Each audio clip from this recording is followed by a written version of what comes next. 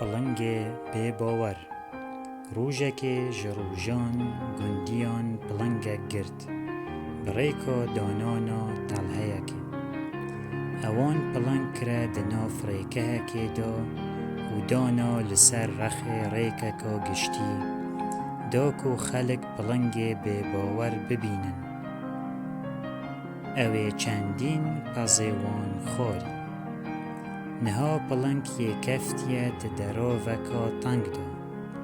نه چه خوارن و نه چه وخارن پیشکشی وی دکر هر کسی در باز ببا وی داخواز چه دکر وی جوی ریکه بینی تدر پشتی کو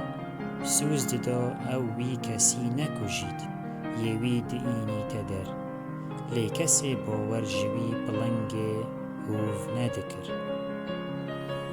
لدی ماهی گشتیاره که دل نرم رازی بو هاریکاری آوی بکد پشتی پلنگی سوز دایه کوی نکجید لی پشتی پلنگ آزاد بوی اکسر وی ویا گشتیاری نیچیر بکد و بخود گشتیاری داخواز جه کر وی نکجید و بیراوی لسوزاوی ایناوه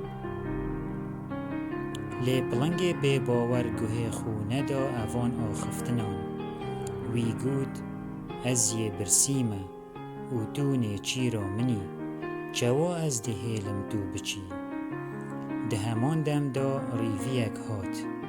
وی گوه جه آخفتنین هر دو آلیان بو ریوی گود از باورناکم پلنگه که هنده مزان جهوی ده ناف اوه ریکه ها بچیک دا هبید پلنگی گود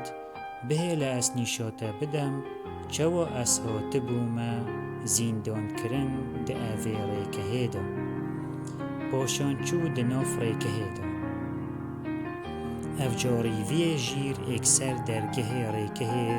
گرد و دگل گشتیاری چو و خاطر جپلنگی خواست